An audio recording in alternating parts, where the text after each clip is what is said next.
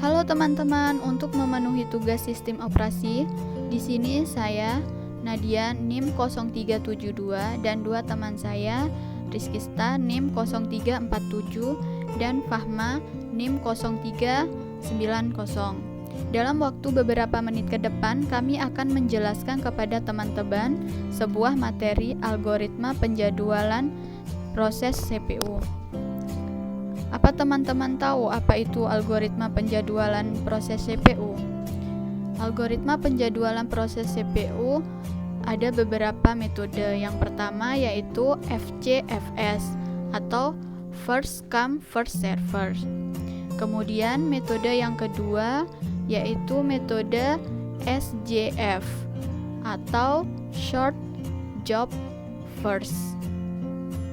Pada metode SJF terdiri dari dua jenis, yaitu ada metode SJF jenis non-primitive dan metode SJF jenis primitive.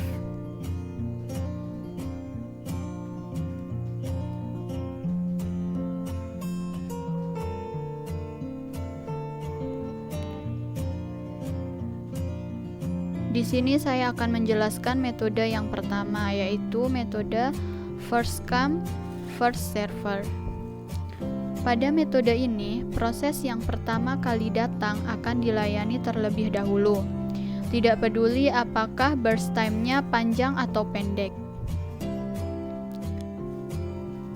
Nah, pada tabel di bawah ini adalah contoh, yaitu ada proses, ada AT atau arrival time dan burst time. Nah, kita langsung saja ke Gantt chart-nya. Di sini ada CPU, kemudian ada R-key dan ada waktu tunggu.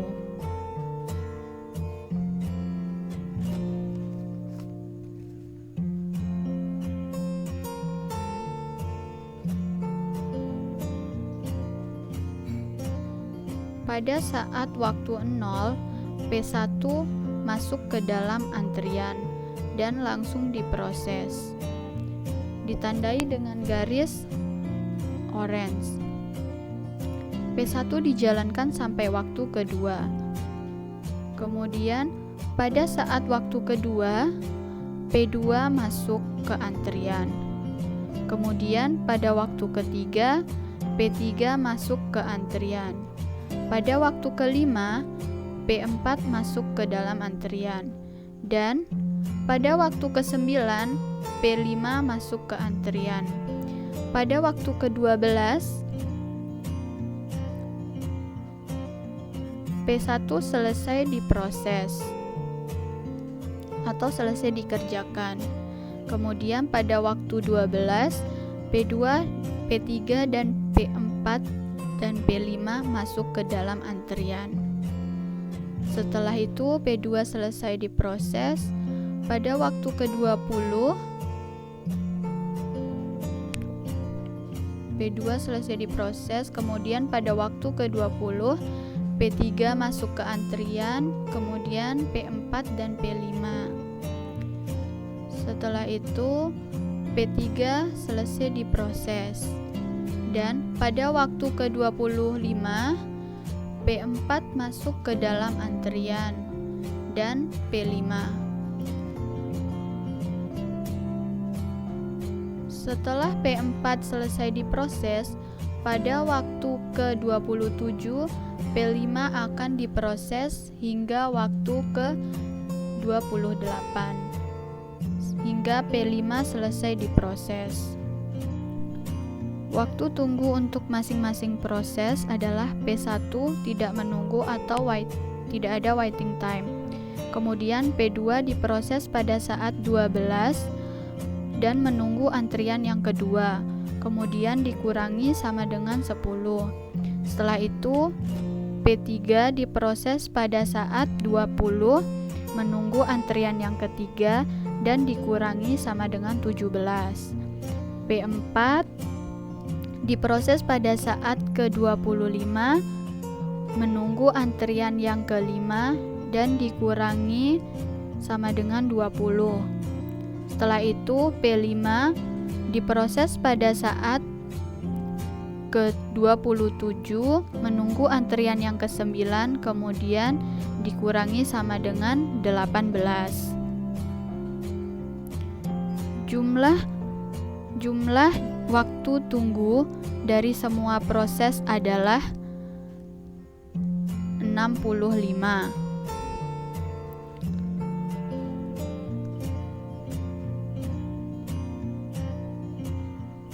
Kemudian rata-rata waktu tunggu atau AWT dari proses adalah jumlah waktu tunggu dibagi jumlah proses. Maka 65 dibagi 5 sama dengan 13 satuan waktu.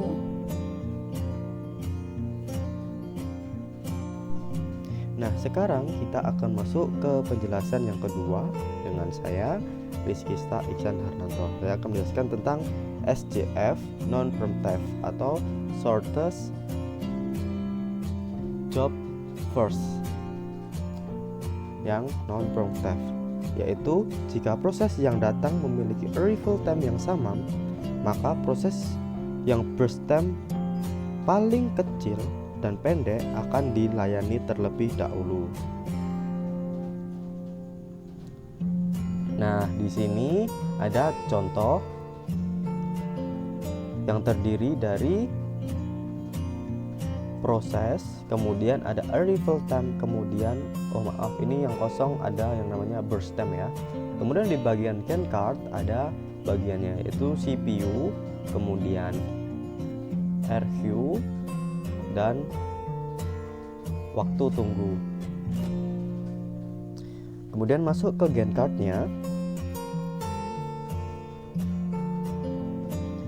Pada waktu ke-0, P1 akan diproses dengan burst time 12. Kemudian pada waktu kedua P2 akan masuk ke antrian dengan burst time 8. Pada waktu ketiga, P3 masuk ke antrian dengan burst time 5. Kemudian lanjut, pada waktu kelima,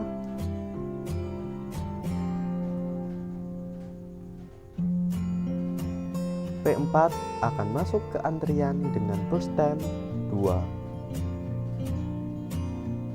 Kemudian pada waktu ke-9, P5 akan diproses dengan burst time 1. Dan pada waktu ke-12, P1 selesai diproses. Kemudian setelah P1 selesai diproses, kemudian nanti P2, P3, P4 akan menunggu antrian,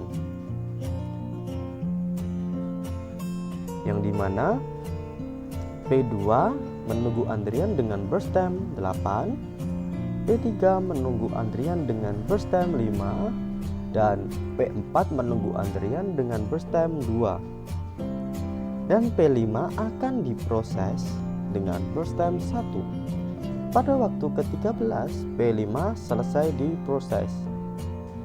Kemudian P2 menunggu antrian dengan burst time 8, P3 menunggu antrian dengan burst time 5, dan yang paling kecil P4 dengan burst time 2 akan diproses. Ketika waktu tunggu 15, P4 selesai diproses dan P2 menunggu antrian dengan burst time 8, P3 akan diproses dengan burst time ke-5. Nah, pada waktu ke-20, P3 akan selesai diproses. Kemudian P2 akan diproses dengan burst time 8. Pada waktu ke-28, P2 akan selesai diproses. Kemudian kita masuk ke waktu tunggu. Pada saat P1 yaitu tidak menunggu atau tidak melakukan waiting time. berarti 0. Kemudian pada P2 diproses pada saat ke-20 dan menunggu dengan antrian 2, maka 20 dikurangi 2 sama dengan 18. Kemudian pada saat P3 diproses pada saat 15 dan menunggu pada waktu 3. Kemudian 15 dikurangi 3 yaitu 12.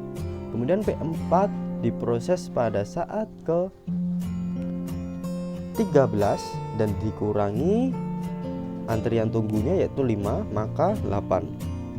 Kemudian P5 diproses dengan pada saat ke-12 dan dikurangi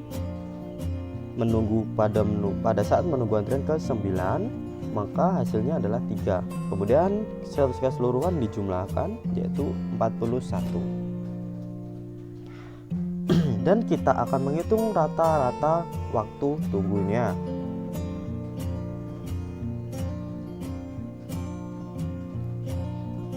Atau AWT dengan cara jumlah waktu tunggu keseluruhan dibagi jumlah proses, yaitu 41 dibagi 5 sama dengan 8,2 dalam satuan waktu.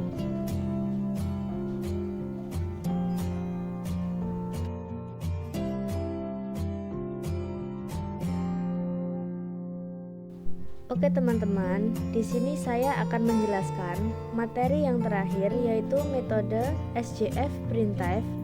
Jika suatu proses dikerjakan, kemudian ada proses lain yang datang di mana PT-nya lebih kecil dari sisa waktu proses yang akan digunakan, maka proses lain akan dikerjakan terlebih dahulu.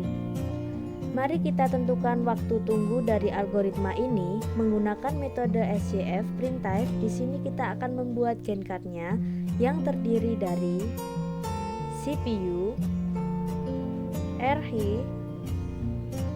dan waktu tunggu.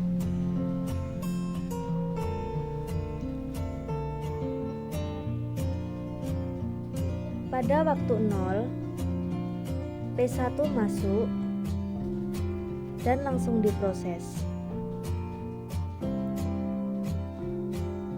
Pada waktu kedua, P2 dengan first time 8, P1 dengan burst time 10,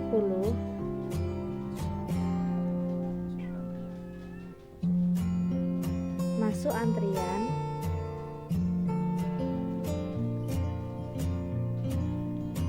P2 selesai diproses. Pada waktu ketiga, P3 dengan burst time 5 langsung diproses. P2 dengan burst time 7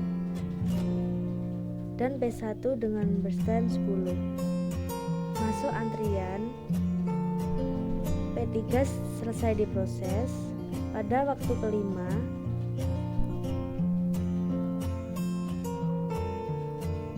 P4 dengan burst time 2, P3 dengan burst time 3, P2 dengan burst time 7, dan P1 dengan burst time 10. P4 selesai diproses. Pada waktu ketujuh,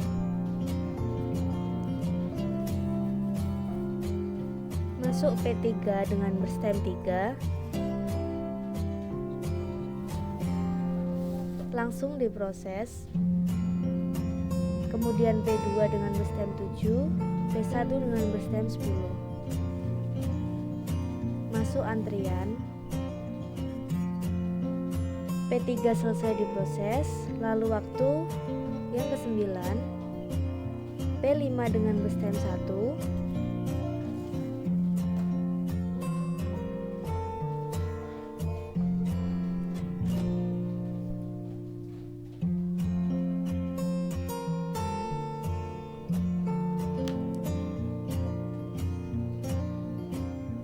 P2 dengan burst time 1, P3 dengan burst time 1, P2 dengan burst time 7, dan P1 dengan burst time 10.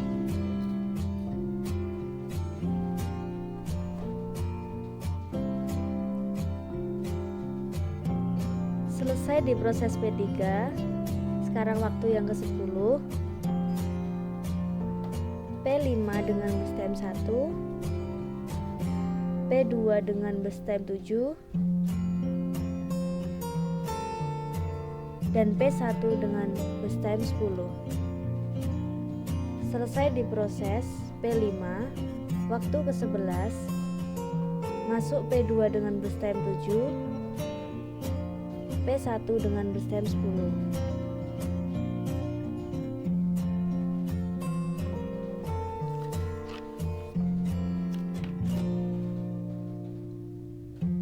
Selesai proses P2, waktu yang ke-18, P1 dengan berstem 10, selesai P1,